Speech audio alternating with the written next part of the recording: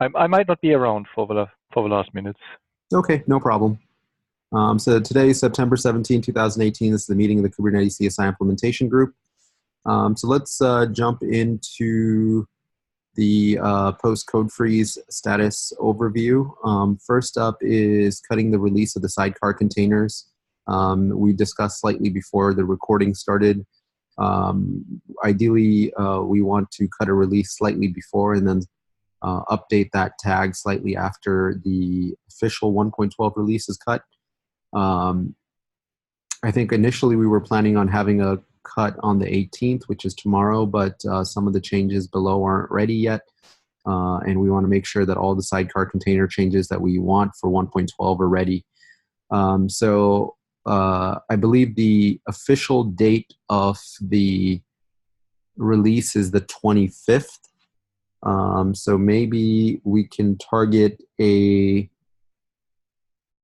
release closer to the end of this week or on Monday next week. Do folks have any thoughts or opinions on that?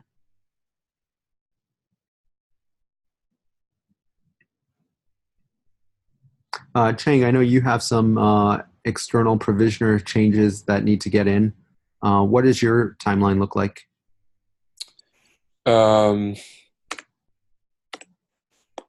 I would probably prefer sometime next Monday. Okay. All right, let's do that. And I know Luis also has changes that need to get in, so that means we have this week to get those changes in, and then Monday we can cut the release. So there was one change I need to make on external snapshotter to Okay. get that API group change, make that optional. But that means I need to get a some release version, some versioning from the Kubernetes tag. I'm not sure what is the latest one. It's probably still beta.2, so I needed one that is after that. Yeah, just look at releases.k.s.io okay. and you'll find the latest releases. So Okay. the current one is 10.9 beta 0. 10. No, this is 10. Oh, sorry. We want 1.12. For 1.12. 1.12 is beta 2. But that's, yeah, I think mine went in after this, I think. So Okay. but they probably don't have a new beta yet. Check. Let me see what the schedule says. They're supposed to cut RC on Tuesday, but I saw email saying they will be delayed or something. Okay. I missed that. Let's see. After beta 2, yeah, it's supposed to go to RC on. Actually, looks like RC is going to be on the 18th tomorrow. 18th, okay. Yeah. So I also need to coordinate with Chen because there's a dependency. External provisioner also imports external snapshotter. So if I update mine to be higher than the external provisioner needs to get updated too. Okay. Is there any chance to make a cut for beta 1? Beta 1? Right now, external storage is set to beta 1. External provisioner only needs beta 1. Okay, so maybe we can do that first, and then we can do the other change later. Basically, so Saad, the other change is the make API group optional, but that is a later one. Basically, I think that's post beta.2. Without that, do this. We're going to target a branch cut of 0.40 RC tag on September 24th. It sounds like you need at least the RC1 build. Is that correct? Right, to get that API group optional change, yes. So pick up this guy. And how badly do you need it? Because it sounds like if you do this change, then we're going to need to coordinate with Chang and everybody else who's doing work around here. Yeah, that's the thing. So without that, right now, I think that it does not affect, I don't think it affects the user because it's actually the way we designed it, it works, should still work the same way. Right now, we do have, the kind and the name there. It's just, it does not have API group there currently in external snapshotter. So okay. It's not going to change behavior. So let me talk to Jing about this. But I think it might be okay if we just we maybe should do a cut right now, so that updated to beta.1, right, Chen? Is that what you're having right now? Yeah. And then maybe we can do another one later on. Yeah. Okay. So let me just talk to Jing about that one.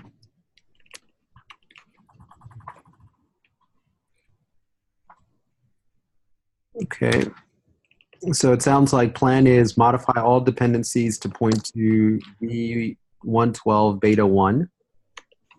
Do that as soon as possible. Then on Monday, cut a branch for 0.4. And also on Monday, cut a new 0.4.0.rc.1 tag. And then on the 26th, after the release, modify all dependencies to point to the official 112.0, and then overwrite or cut a new 0.4.0 tag.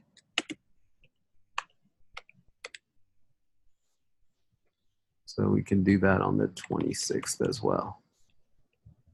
And then on 9/27, update E2E tests to point to 0.4.0. Released containers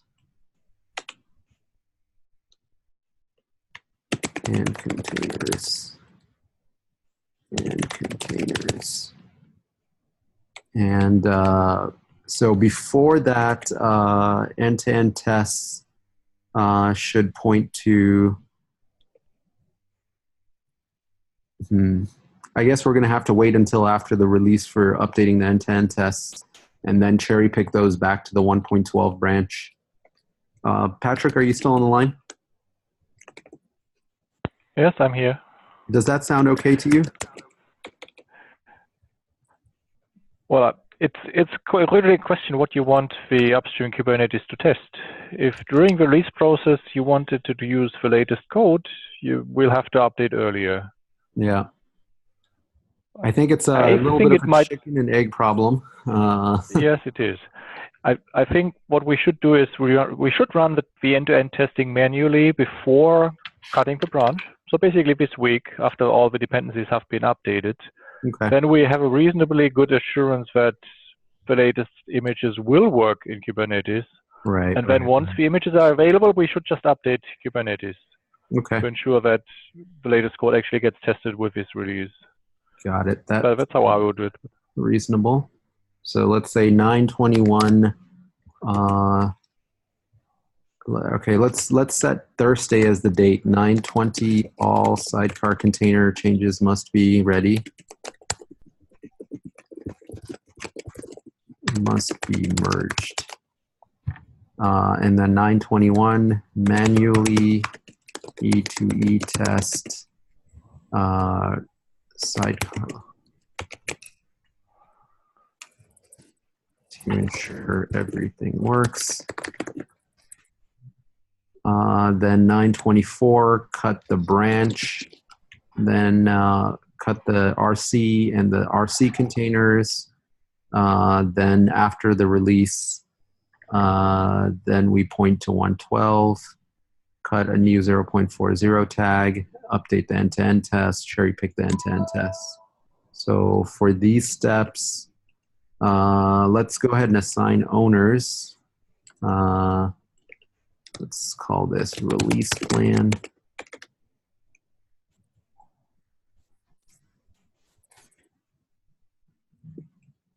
Okay, modifying the dependencies to point to 112.0. Xing, can I assign this to you? Yeah, sure. Chang, can you also be the co-owner since you're also working in this area? Yep. Cool. And then ensure that all sidecar changes are merged. That'll be Chang and Luis, I think, are the two outstanding sidecar container changes. Oh, I think Xing also has some stuff. The external attacher also needs to be updated. Right. So pretty much everyone, Vlad. Okay. So everybody who's making changes to the sidecars, let's make sure that we have everything merged by end of day on Thursday. And then on the 21st, Patrick will work with everyone to manually end-to-end test the sidecar containers. Patrick, does that sound okay? Yeah, that's okay. Cool. And then on 9/24, Luis can cut the 0.4 branch for all sidecar containers. And then on the 24th, also on the same day, Luis can cut the RC1 tag and containers for all sidecar.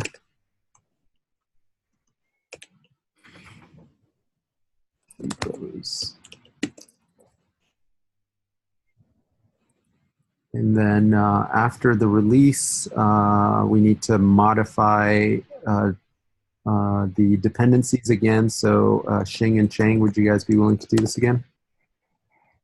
Yeah. Okay. Okay. And then Luis can cut the branch, and I can also... So that includes all the sidecar containers, right? Or does that also include drivers, or what?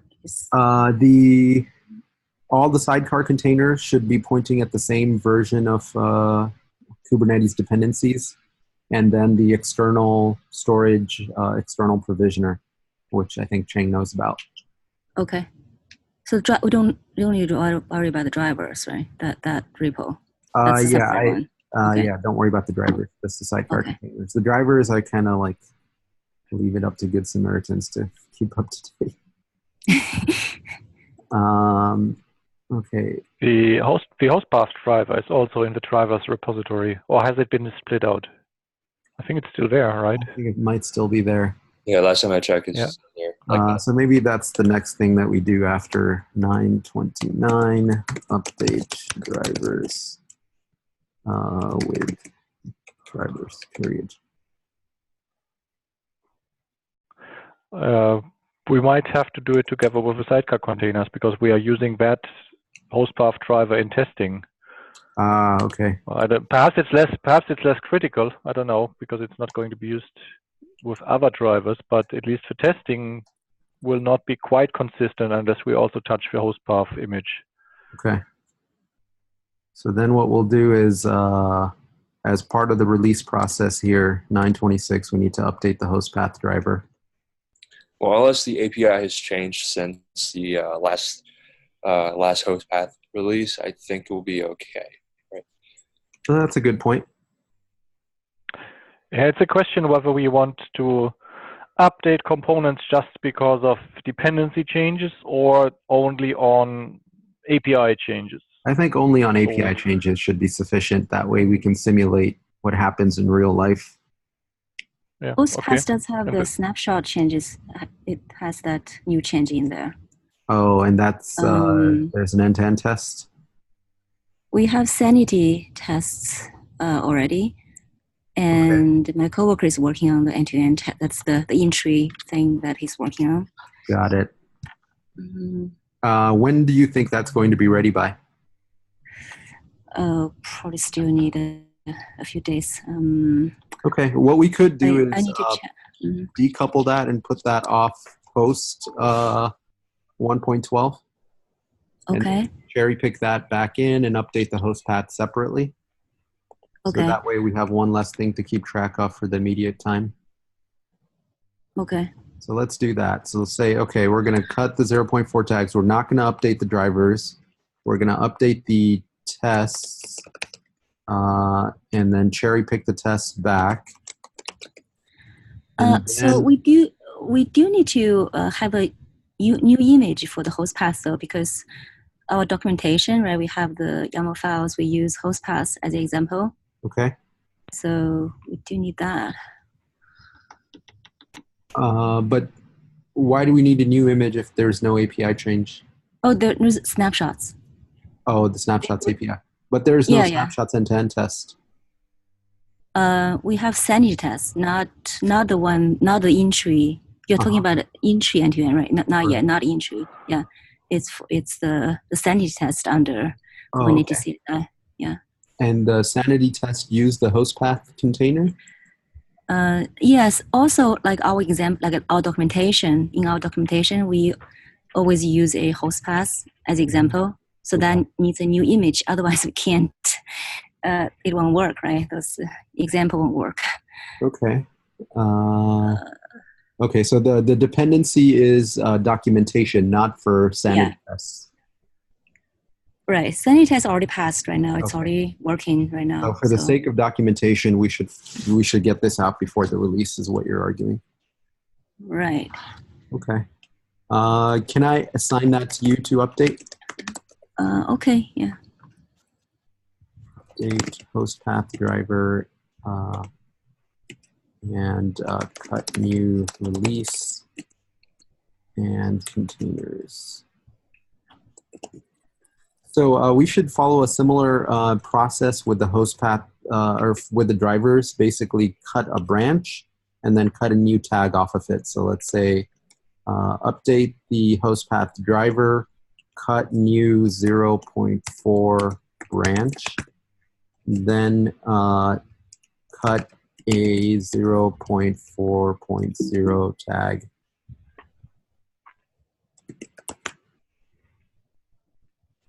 And then and container and new 0.4.0 container.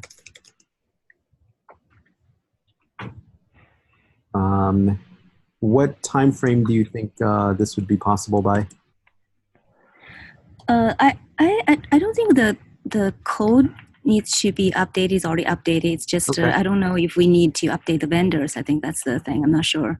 Okay. If we need. So probably just to decide. Okay. So let's, can we target by end of week then? That way, if we do it at the same time as the, all of these changes must be merged by 9:20, and then the host path is updated by 9:20. Okay. That way, when Patrick does his end-to-end test, we can verify that the host path container, the new one, works. Yeah, sure.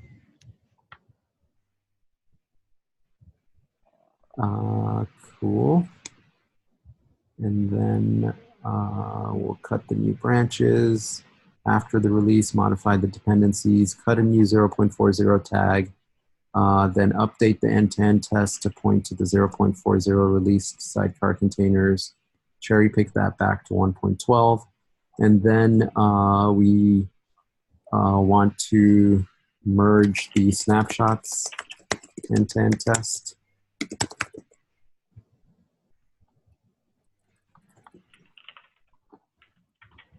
And then we're going to need to update the drivers potentially around with that.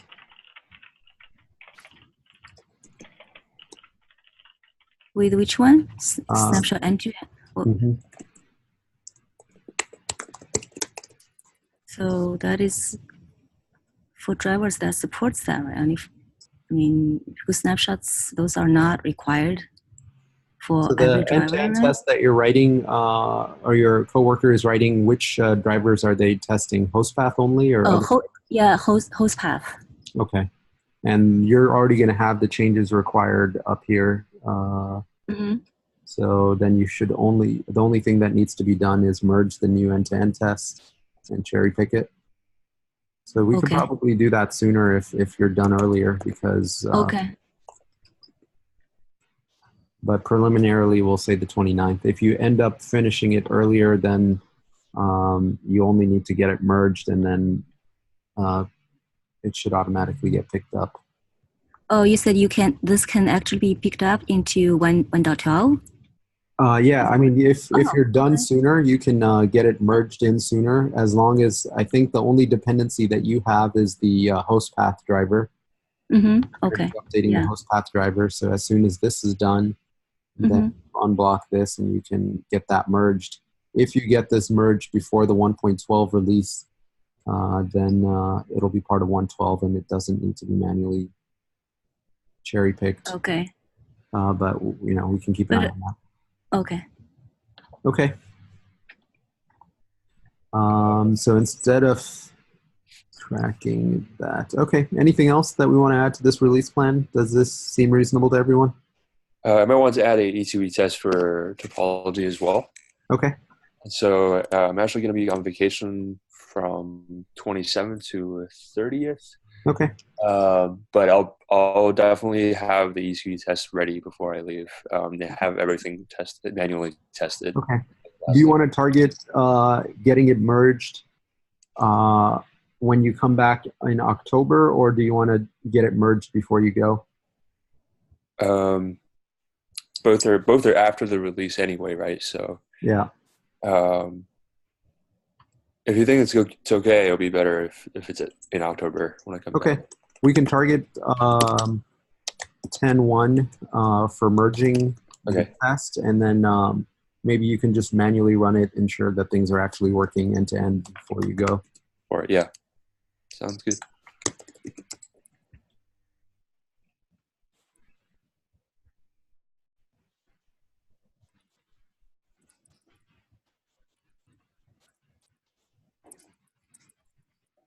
All right, cool.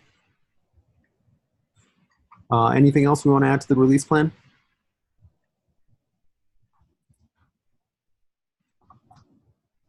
All right, then let's do a quick status update for the tasks that we have post code freeze here. So for Patrick, we had updating the end-to-end tests, and I think we've got a good status update there. Anything else you want to add, Patrick? This race condition was something that I discovered recently. I'm not sure whether this has been encountered by others. It might be because my cluster setup is now slower or whatever, but it has been a problem conceptually since the beginning. Just for those who are not reading the issue, the problem is that the example YAML file creates a service account and immediately also creates a pod using that account. But what happens under the hood is that creating the service account provisions secrets, and those secrets might not be ready in time when the pod gets created. So I was seeing race conditions, saying failures where I'm getting an error about the secret not being available, and then pod creation fails. And in that issue, Philip basically clarified that this is basically how Kubernetes works. The right model would be to use a daemon set, which then recovers from the pod creation failure, or to have some extra code which waits for the secret. This affects the YAML file, and I think it also affects the actual end-to-end test, which does pretty much the same thing in code without waiting. And I think I've seen test failures also on my setup. So I was not before the planning to daemon touch set. the What were you end-to-end test. doing? Were you just doing a pod before the daemon set, or how were you deploying before? I was using the same approach, but something must have changed in the timing of my cluster that it now fails. Otherwise, I can't explain why I'm now suddenly seeing this error and didn't see it before. Interesting. Which component fails? Sorry. It's the pod creation which fails, because it's basically trying to create the pod before the service account secret actually gets deployed. But then, interesting. How does the pod get started if it's not ready? Oh, maybe what we need to do is create a finalizer between these two, or no?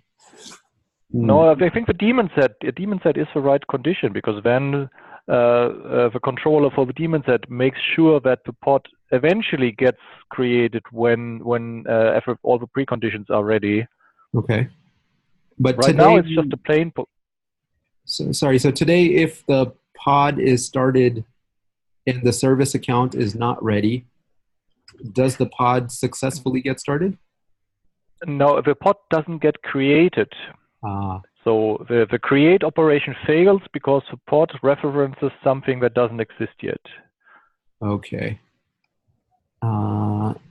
I thought we're actually literally creating just a pod. Yes. Wow, that's really bad. Where does it CSI setup? Yeah, we should not ever create a pod directly. So we have service account, cluster role. Oh, this one. Oh, that's really bad. Okay. Yeah, I'm surprised that it has worked for so long. Or Yeah. no one has used it. I don't know. But the test, I think, my reading from the test is that it does the same thing. It creates roles, service account, and immediately the pod without waiting. I see. But Yeah. as it doesn't seem to break for people in the code yet, I'm not sure when to fix it. At this point, I was mostly curious whether people have seen that at all, or whether I'm just unlucky. I think for most of the production drivers, we actually use a daemon set. That's the recommended. That's the recommended approach. Yeah, but it was mentioned that the end-to-end testing occasionally fails in the Kubernetes CSI. So I wasn't sure whether that is for that reason. It might be. Let's change both the end-to-end test and this to both use daemon set. Could you go ahead and make that change? I can, yeah. Awesome. Oh, so if you're using daemon set for this one, does that mean everything, like including the external provisioner, attacher, will all be in the daemon set? Because this is the host path. No. Just to separate? Only the node driver registrar. Okay. The driver registrar must be in the daemon set. The external attacher and external provisioner should be in a replica set size 1 or stateful set size 1. Sorry, yes. Okay. So this is actually really ugly. Like the fact that they're deploying all three components in the same pod is pretty bad. So I probably should not, because I submitted a PR on top of this just to add the snapshot in this pod. Oh, yeah. I then probably should change that. This particular example is for the host path CSI driver, which only runs on a single node. So I guess it doesn't really matter at all. It's perhaps not documenting best practices, but so Patrick, does this even work for the host path if you separate them into two pods? You use daemon set and stateful set. I haven't tried that. I don't know if that would even work. No, I think it all needs to be the same pod. Yeah. Okay, so yeah. But I haven't looked into details. Okay. I don't know. Yeah. Because on the external snapshotter repo, I did add an example just to set up the external snapshotter and external provisioner in a stateful set with the CSI plugin. I see. Okay. Could one of you open up an issue against the docs to mention, capture this conversation? Basically, this is all kind of broken. Yeah. Okay. And we should, at the very minimum, put some sort of warning here. Please don't do this. This is for testing only. And second, try to fix it and see if we can split it out into a stateful set and a daemon set instead, or at least just a daemon set. Okay. Yeah. Sure. Cool. Well, this is just a documentation issue, right? I think it's both documentation and the fact that it's a pod is broken.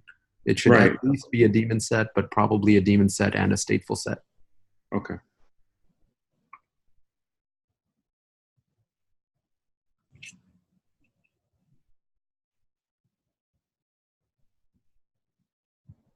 Thank you for surfacing that, Patrick. That's incredibly useful. Need to fix example and documentation.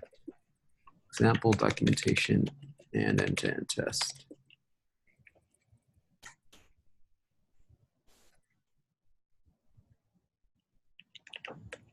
Okay. Next up is Jan back? Oh, Jan, welcome back. Kubelet device plugin registration mechanism is moving to beta, and we had some documentation. I saw your ping, Vlad. I think the documentation's ready to go. Yeah, I need extra set of eyes to look at them. Awesome. I'll take a look at that. Yeah. And then from the snapshot side, we have documentation and a blog post. I started reviewing the blog post. I haven't had a chance to look at the documentation yet. Anything else, Shane? Oh, I think the documentation needs change. So because I basically just added the snapshot to this example, the pod example that we were just looking at. All right, cool. So now that's not good anymore. All right, just ping me whenever it's ready and I can Okay. And then passing workload information to CSI. Hamant was going to work on this. I don't have any status update on that. Jan, do you happen to know? No, but I will probably write the documentation. Okay. I'm just curious if there is any documentation about the CSI driver object, because I need to refer to it. That is what Luis is working on at the moment. He's doing both Kubernetes CSI documentation and updating the sidecar container for the CSI driver. Is there anything in particular that you need, or you could just look at the type.go? I just need the link to the documentation of the CSI driver for my documentation. Okay. Yeah, sync up with Luis offline. Sure. He might be able to tell you what that link will look like. Saad, there is one document that I'd like you to take a look, actually. The one above the CSI doc. Sure. If you can post it in the chat. I believe it's probably already there. If you, yeah, the follow-up PR. Yeah, this one? I think it's the second one. Yeah, it's 102. Yeah. Okay. So I marked it as work in progress, waiting for you to take a look before I remove that. Okay, perfect. I will take a look at that. Seems fairly small. I'll take a look at it right after this. Okay, thanks. So Luis says he started working on this. Hopefully this is done by Thursday. And then new node status field for CSI drivers. Chang, you're working on the external provisioner stuff. It sounds like you should be able to finish up things by end of day Thursday. That's the hope. Cool. Yeah, let me know if that changes and if you need any help or anything. Okay, sounds good. And then Vlad, how are you looking on the external attacher? Working on it today. Okay, cool. And then documentation for mount propagation. Jan, do you know if this got in yet?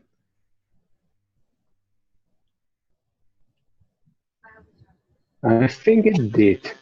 Okay. I'll preliminarily mark this as green then. All right, that's pretty much all the work that we're tracking post code freeze. Anything else anybody wants to discuss? So Saad, there was one issue that I reported about the node get info, node get ID. Oh yes. Thing. Yeah. So I did an update of that one on that PR, not PR, the issue. So basically now I can work around the problem. So I implemented node get info. In addition to that, it just looks like I need to enable the install CRD. There are a few flags that looks like I need to enable in order for me to move forward. Which flags did you have to enable? There's a new. Okay, I need to open that PR. So there's a install CRD flag. Let me. Install auto CRD install flag. Yeah. So I need to basically right now I may have like enabled more more flags than I need to, but I was trying things. So I enabled the CSI CRD auto install flag, and also I also actually going away in a going subsequent away. beta release. Yeah. Okay. So basically, I'm getting some errors on the CSI couldn't find CSI drivers. There was some permission problems, and then it couldn't install those. And then there's another issue I found is I need to install this CRD customer this customer resource thing myself, customer resource definition, because that was removed, right? That was it was there, but then I think Jordan was the one who said it should not be installing those automatically. So as far as I understand, this whole CRD thing, you don't need any of it if you're not doing topology. Yeah, but I'm having errors because I'm getting the error messages saying that it can't, basically saying it cannot list CSI drivers, forbidden, and then so that's why I keep adding those things, and then eventually I enabled a bunch of flags. Interesting. Okay, so that definitely sounds like a bug. So with the most current update, with all the way all the feature gates are set up, so auto install CRD is not going to be there anymore. Okay. Split into two separate flags, one for CSI node info and one which is the CRD that's related to driver registration, and a CSI driver registry, which is the cluster, or CSI driver registry, yeah, that's what it's called, which is for the cluster level CSI object. I thought those feature gates, I thought they were changed to something like CSI skip attach and CSI port info, or no? Am I? Oh, it's the other way around actually. Like we merged CSI pod info and CSI skip attach under CSI driver registry. But yeah, for driver registration, if the CSI node info flag is enabled, by default it's disabled because it's alpha. If it's enabled, then driver registration will always fail if the CRD doesn't exist. But for testing, you should be able to keep it disabled, and the registration will fall back to using a node annotation, and everything should still work correctly. Okay, so probably so if you update again and test with that. So if I don't enable any of those, you're saying they should still work. Is that what you're saying? Or? Yeah. I'm not sure if it's in a release yet. I can double check. For now, I'll have to double check the code, but have you tried disabling CSR auto install? I don't have that before, but then I was having, I see all of those errors. The forbidden errors. So I keep adding those flags and trying to work around that until I added so it sounds like the way forward is basically set both of these two new flags, CSI driver registry and CSI node info, to disabled. And if it doesn't work, reach out to me and reach out to Cheng, and we're going to try to help you debug, because ideally what I want is your driver should work without any changes. If it's not working, that's bugs in the CSI side we need to fix. Yep. Okay. All right. Sure. So I probably will try. So Cheng, you're saying that it's not, the code is not merged yet, or what? I'm not. The code is merged. I'm not sure if it's in a release yet. Oh, I was trying master. Branch. I was just trying master. I'm not really trying with any tag. So I probably want to double check. Yes, maybe I should double check and just make sure that I really get the latest code and see, because because when I updated yesterday, I found the CSI driver registry was removed from the Cube feature, that file. So but let me just try it again, just make sure that it's not, I'm not making. Yeah, I'll double check on my end too. Okay. Cool. Thank you both. I think that's all that we're tracking at the moment. Anything else?